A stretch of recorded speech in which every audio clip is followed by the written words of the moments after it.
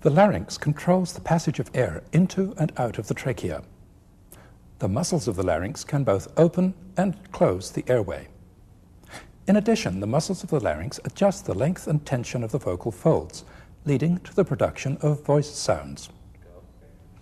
We'll start by seeing where the larynx is and what it looks like from behind and from above. Next, we'll look at the cartilages of the larynx and the vocal ligaments. Then we'll look at the muscles and the movements they produce. At the end of this section, we'll also see the infrahyoid muscles that are in front of the larynx and the thyroid gland that's just below it. We'll start by looking at the front of the neck, with just the skin and subcutaneous tissue removed. We'll remove the sternocleidomastoid muscles and the clavicles. And we'll also remove these slender muscles, the infrahyoid muscles. We'll see them later. This is the thyroid gland. We'll see it later too. For now, we'll remove it. Here's the thyroid cartilage. Here below it is the cricoid cartilage, hidden by the cricothyroid muscle. These two cartilages form the framework of the larynx. The thyroid cartilage is suspended from the hyoid bone, which is here, by the thyrohyoid membrane. Below, the cricoid cartilage is continuous with the upper end of the trachea. Here on each side, this sleeve of connective tissue, the carotid sheath, contains the major blood vessels of the head and neck. We'll remove the carotid sheaths. We'll also remove the musculoskeletal structures behind and below the larynx. Here's the trachea. Here's the esophagus.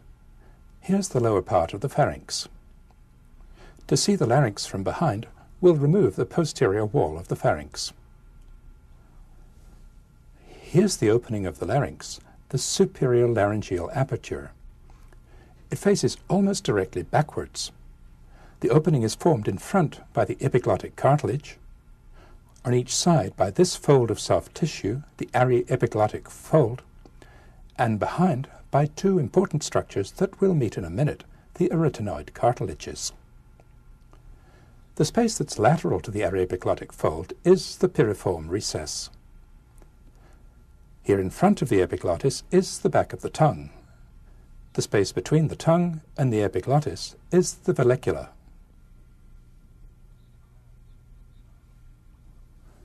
To see the larynx from inside, we'll look at a specimen that's been divided in the midline. Here's the epiglottis. Here's the aryepiglottic fold. Here's the divided thyroid cartilage and the divided arch and lamina of the cricoid cartilage. The important features of the wall of the larynx are this small side cavity, the vestibule, and these two folds in the mucous membrane, the vestibular fold above and the vocal fold below. Just beneath the mucosa of the vocal fold is an important structure, the vocal ligament, which we'll see shortly. Here's the larynx in the living body, seen from above with an endoscopic camera. Here's the epiglottis. Here's the left aryepiglottic fold. Here are the vestibular folds. Here are the vocal folds. Here between them, we're looking down through the vocal opening into the trachea. To get a preview of the muscles of the larynx, we'll remove the mucous membrane from here down to here. Some of the muscles of the larynx are visible here. Others are hidden by the thyroid cartilage. We'll see these muscles later in this section. Before we look at the muscles, we need to take a further look at the cartilages of the larynx. Then we need to understand the vocal ligaments and the vocal opening. In looking at the cartilages, we'll first revisit the thyroid and cricoid cartilages, which we saw in the last section. Then we'll add to our picture the epiglottic cartilage and the small but important arytenoid cartilages. We took a good look at the thyroid cartilage and the cricoid cartilage in the last section. As we saw, the two cartilages articulate here. When the arch of the cricoid moves up and down, the top of the lamina moves backward and forward. The two cartilages are held together at the front by the strong cricothyroid membrane, which is part of a larger structure, as we'll see later. Now we'll add the epiglottic cartilage to the picture. The epiglottic cartilage is shaped like a leaf, with a slender stem that's attached here to the thyroid cartilage. The epiglottic cartilage is also attached to the body of the hyoid bone by fibrous tissue that runs through this pad of fat. The epiglottic cartilage is covered by mucous membrane here on the back and on the front down to here. The epiglottic cartilage is highly flexible. Next we'll add the arytenoid cartilages to the picture. Here they are. The arytenoid cartilages, which are highly mobile, sit on top of the lamina of the cricoid cartilage, just to each side of the midline. They articulate with the cricoid cartilage at these two surfaces. Here's the right arytenoid cartilage, seen from behind. This tall upward projection is the colliculus. This pointed forward projection is the vocal process.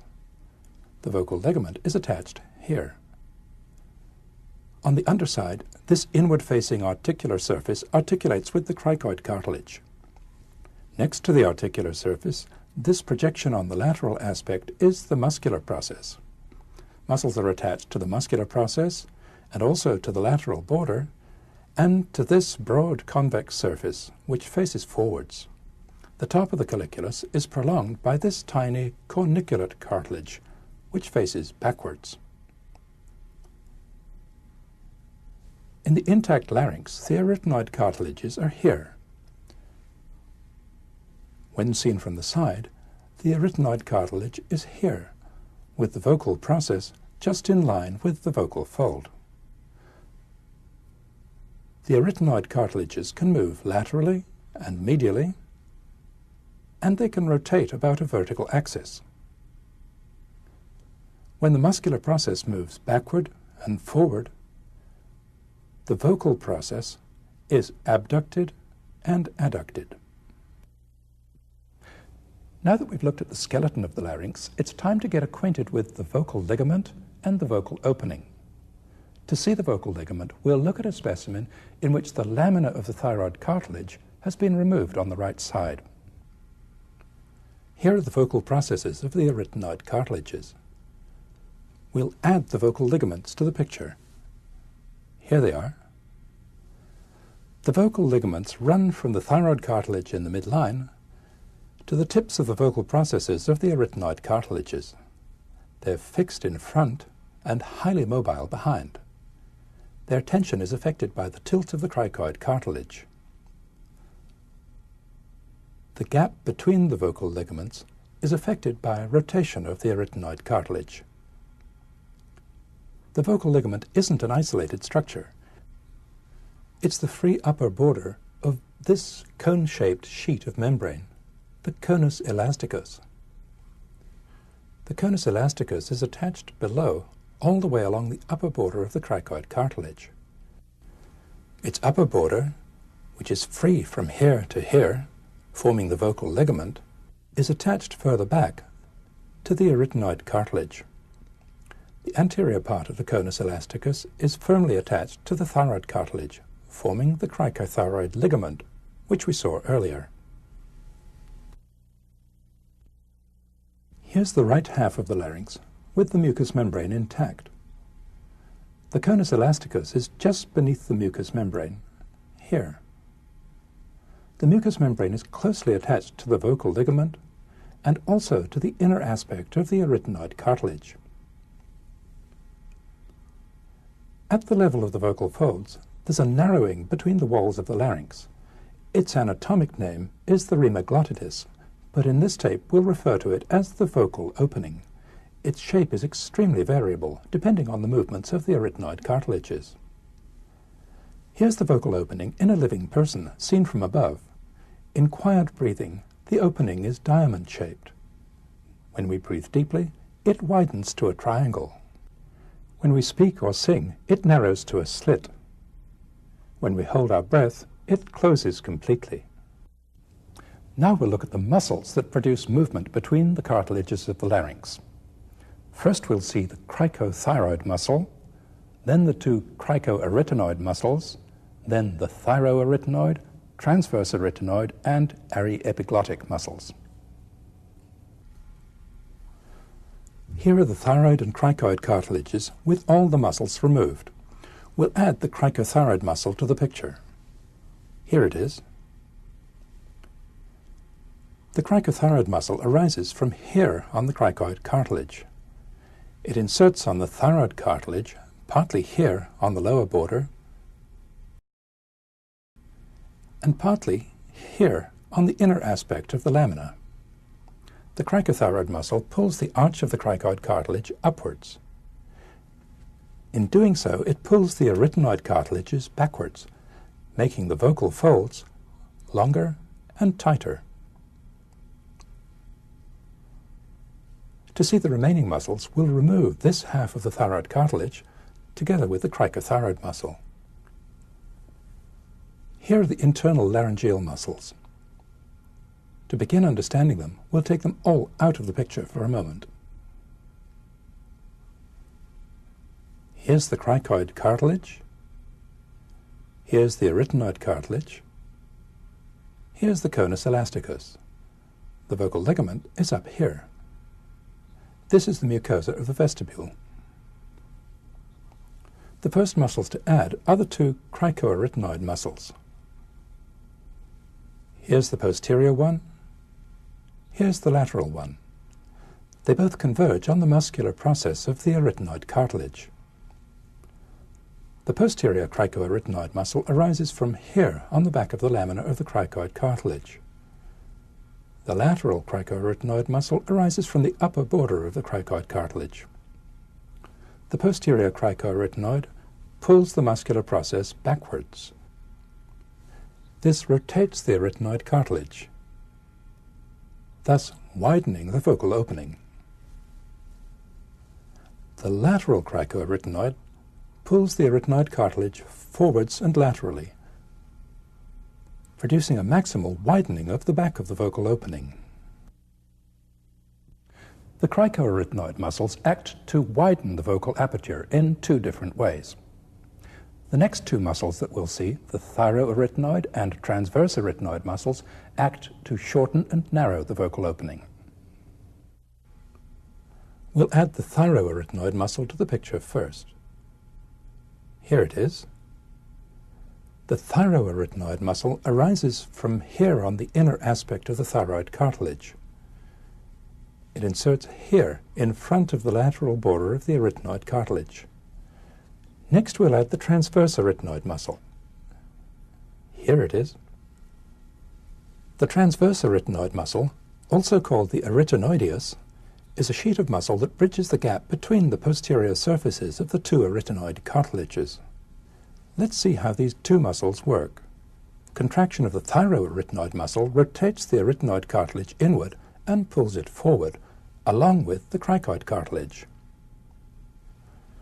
This action slackens the vocal ligaments and shortens the vocal opening from front to back.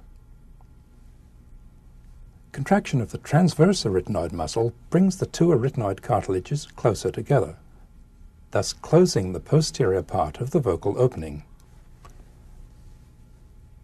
The sphincter action of the last two muscles is augmented by a pair of slender muscles that pass upwards toward the epiglottis, the aryepiglottic muscles. These begin behind the transverse arytenoid muscle, cross the midline, and extend upward and forward a little below the aryepiglottic fold. Acting together, the thyroarytenoid, transverse arytenoid, and aryepiglottic muscles act as a sphincter that can completely close the larynx. We close our larynx every time we swallow, cough, and hold our breath. The most medial part of the thyroarytenoid muscle, which is attached to the vocal ligament, has a special function. It's known as the vocalis muscle. It makes fine adjustments to the tension of the vocal ligament. We'll end this section on the larynx by looking at the structures that are close to it in front and below, the infrahyoid muscles and the thyroid gland. In addition, we'll see the parathyroid glands. Here again are the thyroid cartilage, the cricoid cartilage, and the trachea. These are the rings of cartilage which reinforce the wall of the trachea. We'll add the carotid sheaths to the picture. Here, just on each side of the trachea, are 2 of the 4 parathyroid glands. They're recognizable by their brownish color. The other 2 parathyroid glands are further down. Next, we'll add the thyroid gland to the picture. Here it is. This is the left lobe of the thyroid gland. This is the right lobe. The 2 lobes are connected across the midline by the isthmus. The top of each lobe of the thyroid gland is level with the lower border of the thyroid cartilage. The top of the isthmus is about level with the 3rd ring of the trachea. Now we'll add the 4 infrahyoid muscles to the picture, starting with the 2 deepest ones, the thyrohyoid and the sternothyroid muscles. In effect, they're one continuous muscle. The thyrohyoid arises from the back of the body of the hyoid bone and inserts on the oblique line of the thyroid cartilage. The sternothyroid arises from the same oblique line and passes down behind the upper end of the sternum. It inserts on the back of the sternum down here.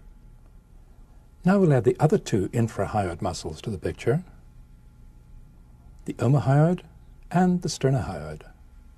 The omohyoid muscle arises here, the sternohyoid here on the body of the hyoid bone. The sternohyoid runs straight downwards close to the midline and inserts on the back of the sternum here.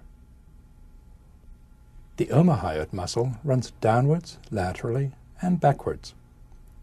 It lies in front of the carotid sheath and the brachial plexus, which is under here. The omohyoid muscle passes beneath the trapezius muscle to insert on the upper border of the scapula. Finally, we'll return the clavicles and the sternocleidomastoid muscles to the picture. In looking at the intact neck, it's useful to remember that when the neck isn't extended, the bottom of the cricoid cartilage may be no higher than the top of the clavicle. Now, let's review what we've seen of the larynx and its surroundings.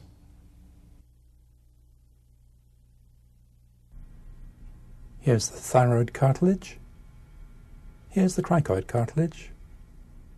Here's the arytenoid cartilage with its colliculus, vocal process, and muscular process. Here's the trachea. Here's the cricothyroid ligament. Here's the conus elasticus. Here are the vocal ligaments. Here's the epiglottis, the aryepiglottic fold, the vallecula, and the piriform recess. Here's the vestibule, the vestibular fold, and the vocal fold. Here's the cricothyroid muscle, the cricoarytenoids, posterior and lateral, the thyroarytenoid muscle, and the transverse arytenoid muscle. Here are the parathyroid glands and the thyroid gland. Here are the thyrohyoid, sternothyroid, omohyoid, and sternohyoid muscles.